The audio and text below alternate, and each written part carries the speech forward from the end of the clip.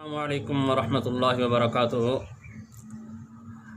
नाज़रीन, मैं हकीम सनाउल्लाह नज़्म मदरसा अबू हुरैरा मैनर रोड मेलसी ज़िला विहाड़ी पंजाब पाकिस्तान आपकी खिदमत में अपनी 13वीं वीडियो के साथ हाज़िर खिदमत हूँ। जैसे कि मैंने आपसे वादा किया था कि 1 अगस्त 2020 को अलैहिस्सलाम की ईद है, तो इस मौका पर कुर्बानी के जो जानवर हैं ज़िबा होने वाले, उनके मैं तरतीबवार फ़वाइद बयान करूँगा। पिछली वीडियो के अंदर मैंने ऊँट के फ़वाइद बयान किए थे और आज की जो वीडियो है इसके अंदर मैं बकरे और बकरी के फ़वाइद बयान करना चाहता हूँ। हुज़ूर नबी अकरम सल्लल्लाहु अलैहि वसल्लम को ये बकरियाँ बहुत पसंद थी, आपने ख़ुद पाली भी हैं और बड़ी मोहब्बत के साथ इनको रखा है। नबी अकरम सल्लल्लाहु अलैहि वसल्लम ने फरमाया कि कोई नबी ऐसा नहीं गुजरा कि जिसने बकरियाँ ना चराई हों, और आपने ख़ुद भी बकरियाँ चराई हैं। और आपने फरमाया कि बकरियों को पाला करो क्योंकि इसमें अल्लाह पाक ने बरकत रखी है। फिर आपने इनके हक़ में सिफारिश भी की और सिफारिश करते हुए फरमाया कि बकरी के साथ अच्छा सलूक करो, इसके बैठने की जगह को कांटे और गंदगी से साफ़ करो क्योंकि ये नफीस माल है। अब इसके तिब्बी फ़ायदे की तरफ आते हैं कि इसका जो गोश्त है वो पित्ते के फेल को तेज़ कर देता है।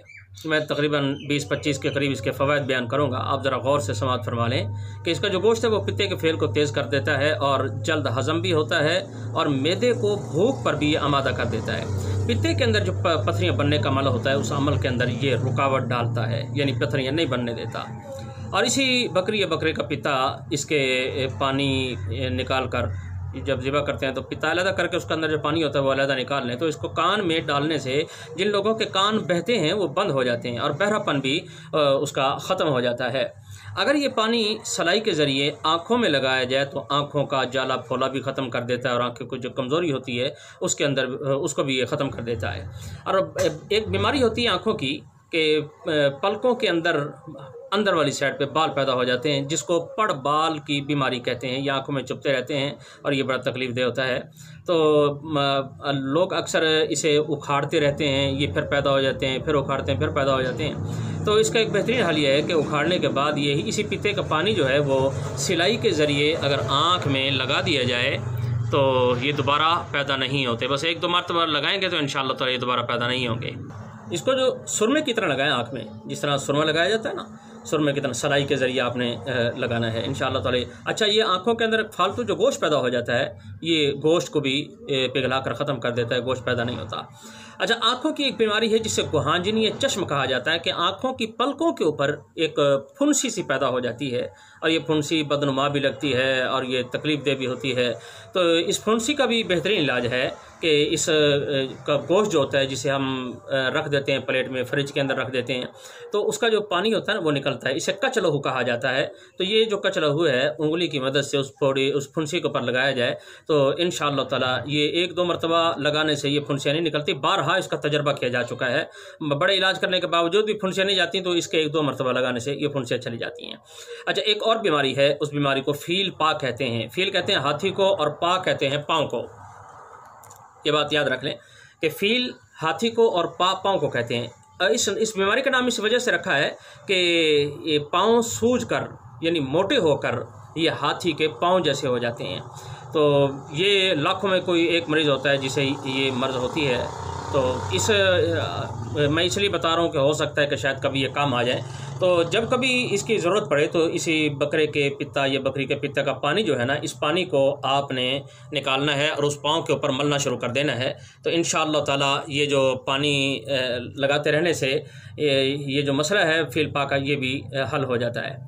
अच्छा, एक और बीमारी के बच्चियों के चेहरे पे माहवारी की ख़राबी से अक्सर बाल निकल आते हैं, जैसे दाढ़ी निकल आती है, मूँछें निकल आती हैं। बच्चियाँ मोचने से उसे अक्सर उखेड़ते रहती हैं, तो ये उखेड़ती हैं फिर आ जाते हैं, उखेड़ते फिर आ जाती हैं। तो इसमें भी ऐसा है कि ये जो बकरा ये बकरी इसका पिता है ना, इस पित्ते के पानी को निकाल लें, जितना पानी है उसके बराबर नौशादा ठीकरी डाल लिया जाए और ये इसको हल कर लिया जाए। हल हो जाएगा ये थोड़ी देर में आसानी से।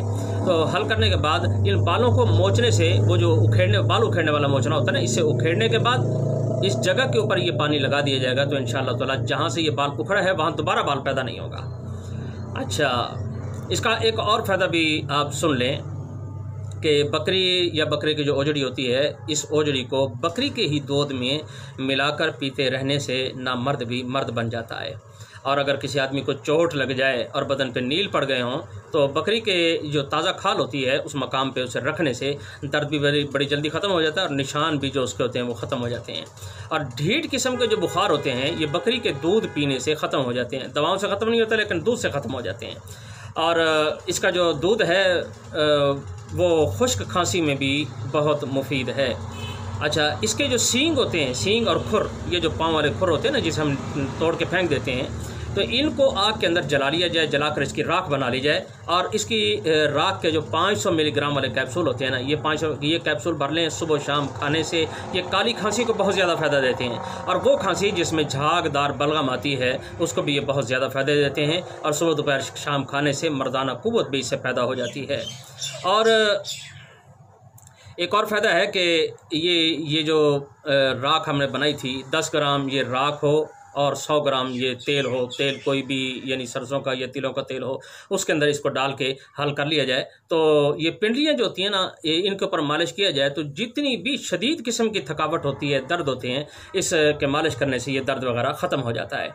अच्छा, एक और फ़ायदा भी है, वो भी आप समाअत फरमाएँ कि जिस आदमी की तिल्ली बड़ी होती है, अक्सर बच्चे इस मर्ज़ के अंदर मुब्तला हो जाते हैं, तिल्ली उनकी बढ़ जाती है, तो बकरा हो या बकरी हो तो इसकी तिल्ली जो है मरीज़ के पेट के ऊपर ना इसी तरह 7 मरतबा घुमा लिया जाए। घुमाने के बाद अब यूँ किया जाए कि सुई धागे के ज़रिए ना धागे के अंदर परो कर मरीज़ के कमरे के अंदर ही लटका दिया जाए तो मरीज़ जो है उसी कमरे के अंदर रहे।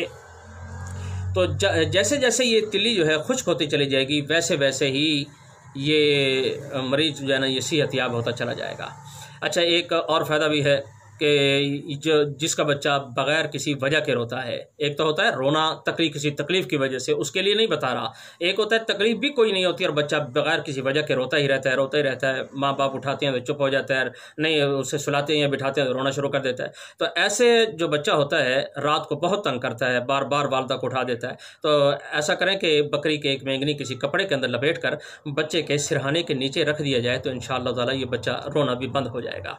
और दूसरा, ये बकरी या बकरे का जो गोश्त होता है ये फोड़े फुंसियों को भी ख़त्म कर देता है और जो ज़ख़म होता है इसको भी जल्द भर देता है। अब इस बात से अंदाज़ा लगाएं कि सैयदना यूनुस अलैहिस्सलाम अल्लाह के पैगम्बर थे, अपनी कौम से रूठ कर जब गए दरिया पार करने लगे, कश्ती के अंदर बैठे हुए थे, तो वहाँ ज़रूरत महसूस हुई कि आपने कश्ती के अंदर छलांग लगाई तो अल्लाह ने मछली को हुक्म दिया कि ये मेरा नबी है, मेरा मेहमान आ रहा है, इसे अपने पेट के अंदर तूने जगह देनी है। तो सैयदना यूनुस अलैहिस्सलाम ने जैसे ही छलांग लगाई तो मछली ने मुंह खोला, पेट के अंदर चले गया। बड़ा मशहूर वाक़या है।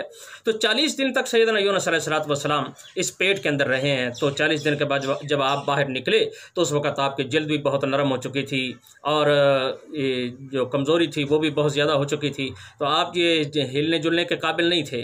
तो आप वहाँ जब दरिया के किनारे थे तो उस वक़्त अल्लाह पाक ने वहाँ एक कद्दू की बेल पैदा की जिसने आपके ऊपर साया किया और दूसरी ड्यूटी लगा दी ये बकरी की कि वो सुबह शाम आपको आके दूध पिला जाया करती थी।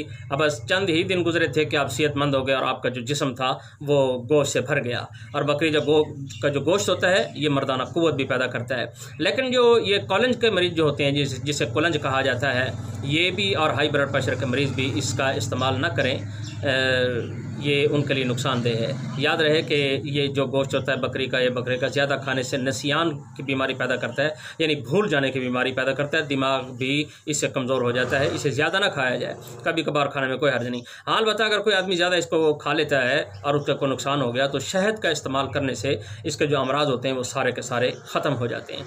अब मैं इसकी कुछ ताबीर आपको बताना चाहता हूँ कि अगर कोई ख्वाब में ये देखता है कि वो बकरी का गोश्त खा रहा है और गोश्त भी उसका मज़ेदार है, तो इसकी ताबीर यह है कि उसकी बीवी उसकी मोहब्बत में फर्मा बरदार रहेगी। अगर वो देखे कि बकरी का दूध दोहता है तो जितना उसने जिस मिक़दार में उसने ज़्यादा दूध दोहाया है तो उतनी ही उसे अल्लाह ताला हलाल दौलत अता फरमाएंगे।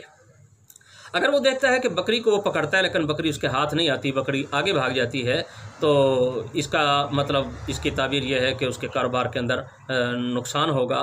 मैं बस अपनी जो बातें हैं ना बहुत ज़्यादा हैं बयान करना चाहता हूँ लेकिन वीडियो बहुत लंबी हो जाएगी, जिसकी वजह से मैं अपनी मारूज़ात को यहीं ख़त्म करता हूँ। व आखिर दावाना अल्हम्दुलिल्लाहि रब्बिल आलमीन। अस्सलामु अलैकुम व रहमतुल्लाहि।